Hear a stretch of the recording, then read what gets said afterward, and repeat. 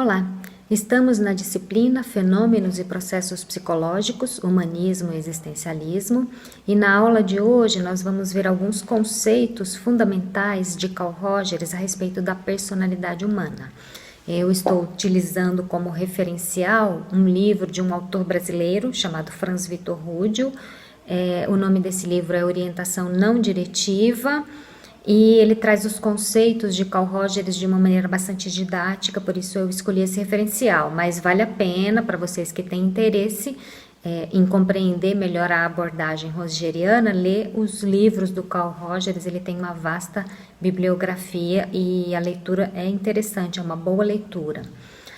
Bom, para introduzir esse tema, alguns conceitos fundamentais sobre a personalidade em Carl Rogers, no capítulo 3 desse livro do Franz Vitor Rúdio, fala-se sobre a experiência da comunicação consigo mesmo.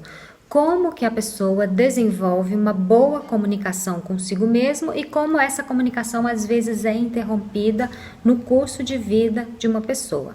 Então, para Carl Rogers, a personalidade não pode ser explicada por meio de um conceito estático, porque o ser humano é um fluxo de existência em constante transformação. Então, um dos pontos fundamentais aí da compreensão da personalidade em Carl Rogers é que ela não é estática, mas é fluida, a personalidade humana. Contudo, ele propõe que existe uma diferença fundamental entre a personalidade saudável e aquela que vive uma existência patológica. O que seria o elemento de uma existência saudável? A personalidade saudável confia em sua própria experiência e é capaz de aceitar as pessoas por mais diferentes que elas sejam. Então, para Carl Rogers, a personalidade saudável é aquela que está em sintonia consigo mesma, é aquela que vive as experiências e consegue avaliar e simbolizar as experiências de acordo com seu próprio ponto de referência interno, ou seja, de acordo com seu direcionamento interno, com seu modo próprio de ser. Essa é a personalidade saudável. Para Rogers, também é importante compreender que todo ser humano tem uma tendência inata em direção à autorrealização. Então, todo ser humano busca a autorrealização. Porém, o ambiente social muitas vezes produz bloqueios nessa busca de autorrealização. E dessa maneira, as potencialidades da pessoa acabam ficando estagnadas, sufocadas, sem uma expressão no mundo social e relacional. Para explicar essa diferença entre personalidade saudável e patológica, o Rogers lança mão de alguns conceitos. O primeiro conceito utilizado por Rogers é o conceito de organismo. Vocês sabem que cada construção teórica tem a sua própria linguagem, e o Carl Rogers tem uma linguagem também muito própria. E ao invés dele chamar o cliente, o ser humano, a pessoa, ele usa o organismo. Isso para explicar a construção dessa personalidade saudável ou patológica, né? Ele vai chamar essa pessoa de o organismo. Nós somos organismos lançados no mundo. O organismo é compreendido como uma totalidade que vive em constante interação com o meio. E tudo aquilo que envolve o organismo como totalidade é denominado por Rogers como organísmico. Então, o Rogers chama a experiência organísmica, por exemplo, a experiência vivida pelo organismo. Essa é uma linguagem própria do Carl Rogers. E o que seria, então, a experiência organísmica? A experiência compreende tudo o que se passa com o organismo, tudo o que se passa com a pessoa em um determinado momento e ao longo de sua vida. E a experiência, ela pode ser representada adequadamente na consciência, mas ela pode também ser distorcida, ser representada de uma maneira distorcida na consciência, e a experiência pode também ser negada, pode estar não disponível à consciência, você nem percebe a experiência. O que seria essa questão de representar a experiência? Essa representação, ela pode estar correta ou incorreta, sendo basicamente esse direcionamento, né, de ser correta ou incorreta, estando relacionado à imagem de si.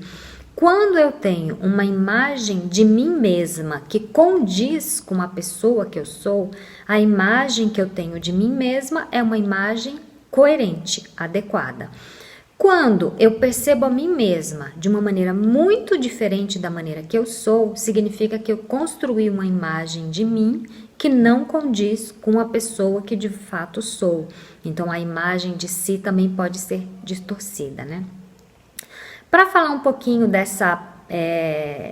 desse conceito de simbolizar a experiência e representar a experiência na consciência, eu vou usar essa imagem aqui. Olha, vejam, vocês têm aqui o meu enfeitinho de fundo, o meu vasinho. Pois bem, eu olho o meu vasinho e eu posso fazer uma representação do meu vasinho, que pode ser assim.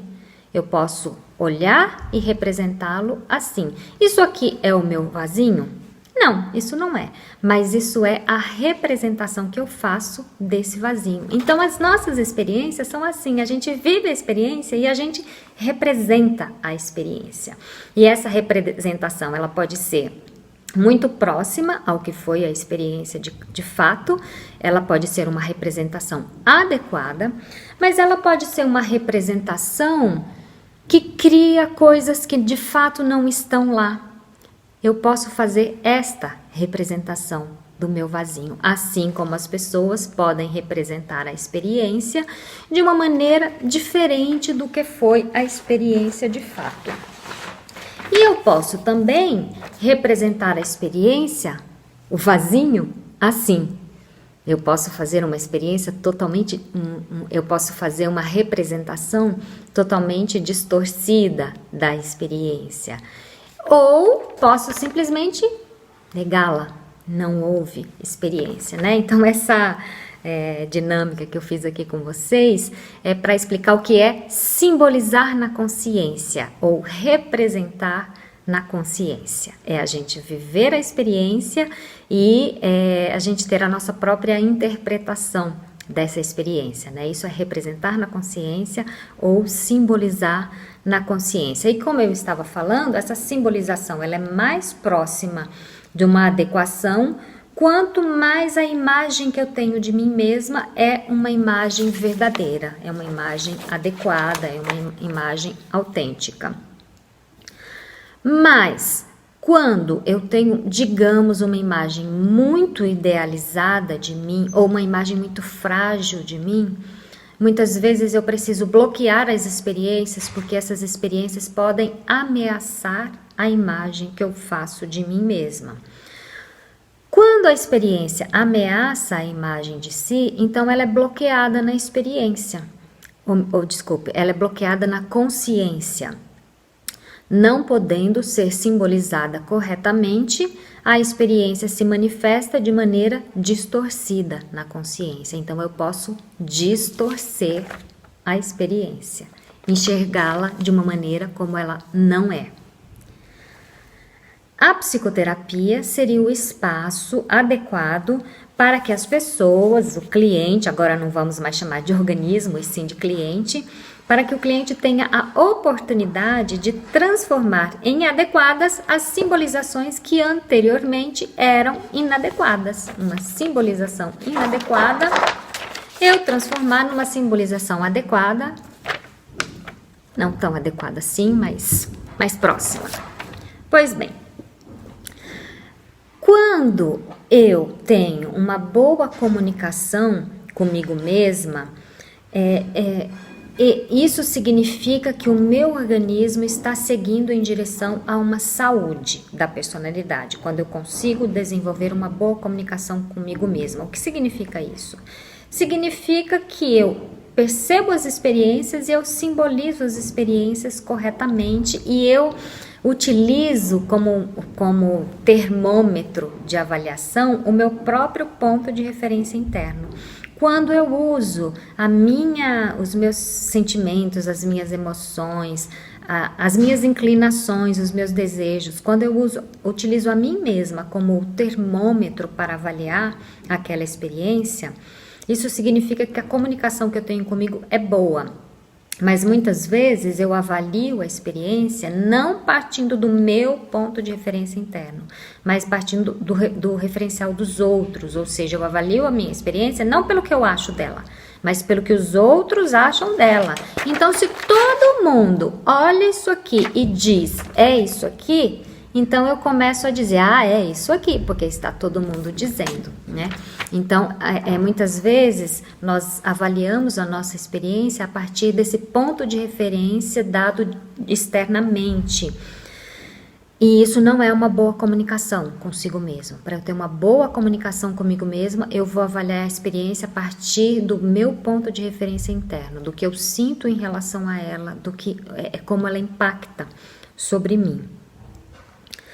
Então, a boa comunicação consigo mesmo consiste num processo em que as experiências organísmicas são simbolizadas corretamente.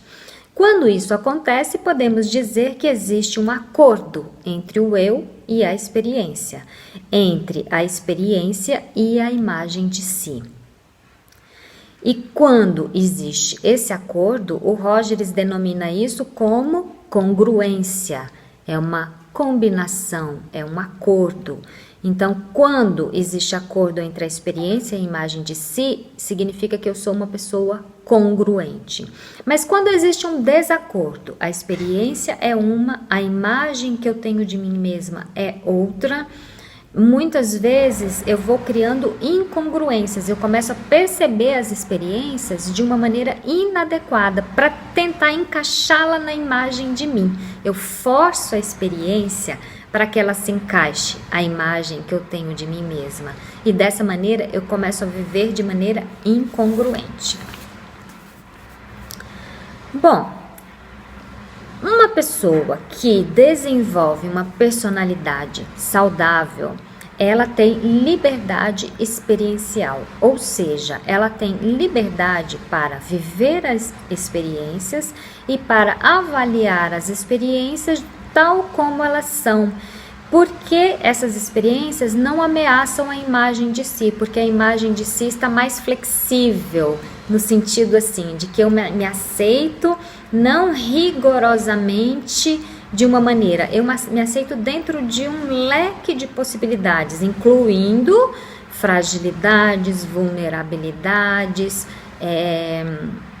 inadequações, até incapacidades, né? Quando eu consigo ter uma imagem de mim que é bastante aberta para as possibilidades, geralmente eu tenho liberdade experiencial. Mas quando eu tenho uma imagem de mim muito rígida, por exemplo, eu sou aquela pessoa que precisa acertar sempre, que não admite erros, provavelmente eu tenho uma imagem rígida e aí eu não consigo ter liberdade experiencial. Eu tenho que enxergar todas as experiências a partir da imagem de mim. Então, se esse exemplo, eu não admito erros em mim mesma e de repente ocorreu um erro na minha experiência, eu culpo os outros. Eu disse que esse erro ocorreu devido à ação de outras pessoas e não a mim mesma, para que essa experiência se encaixe na imagem que eu tenho de mim mesma, né? E aí, o Carl Rogers continua identificando que algumas pessoas não conseguem vivenciar essa liberdade experiencial. Por quê? Porque a experiência fica obstruída, ela fica impedida. Eu tenho a experiência, né? Eu tenho a experiência, mas essa experiência ou está distorcida ou está simplesmente impedida. Não tem nada aqui, eu não vejo, eu bloqueio, eu não experiencio, né? Então essa experiência muitas vezes fica obstruída. E o Carl Rogers compreende que a obstrução da experiência, que diminui a liberdade existencial, geralmente ocorre por causa de violências ao direito do indivíduo de expressar algo que lhe era significativo.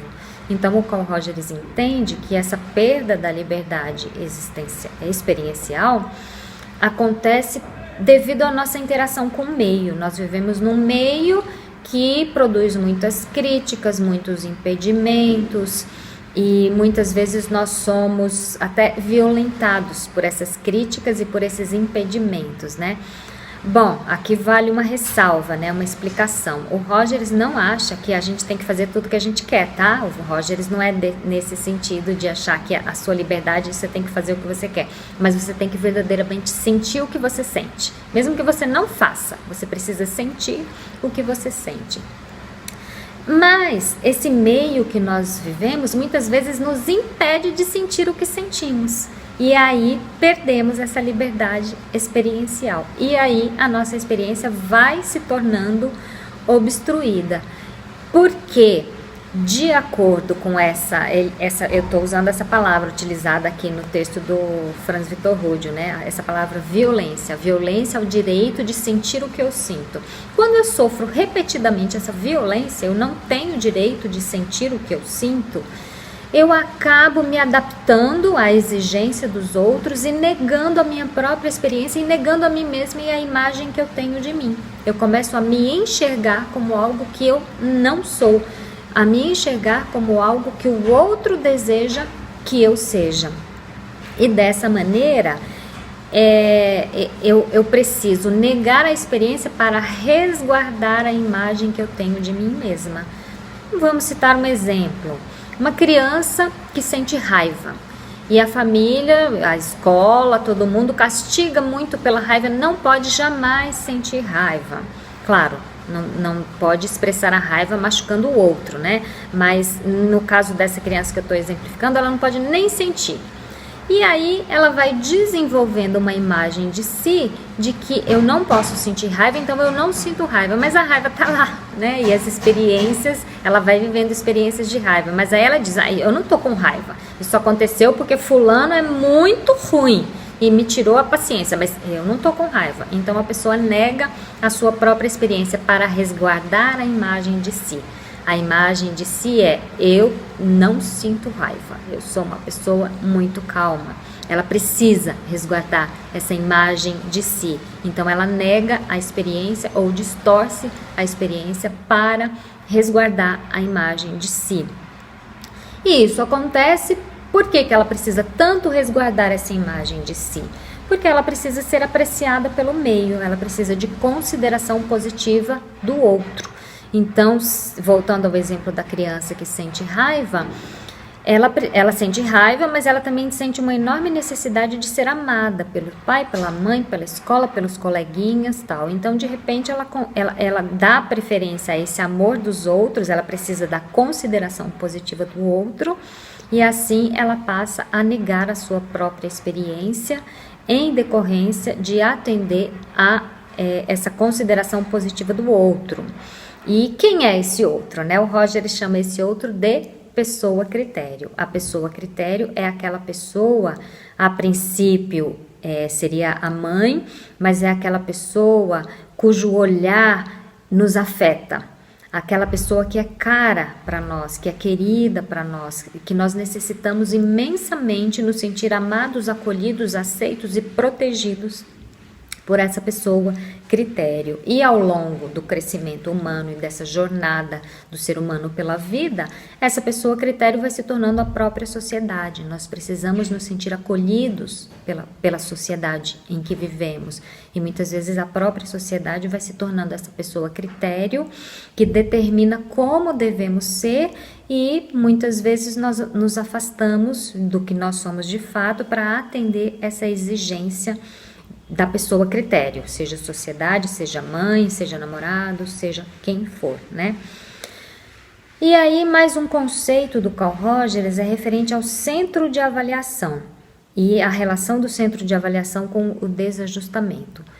O centro de avaliação é, como eu usei na metáfora agora, o termômetro interno, quando eu tenho dentro de mim um tipo de termômetro que me diz, essa experiência é boa, essa experiência é ruim. Quando eu tenho esse termômetro, isso é o centro de avaliação. E quando eu lanço mão dele, eu utilizo esse termômetro, esse centro de avaliação, e eu avalio as minhas experiências a partir desse termômetro interno, dessa bússola interna, desse direcionamento interno, eu serei uma pessoa ajustada. Quando eu avalio as minhas experiências a partir da centralidade de mim mesma, eu me torno uma pessoa ajustada.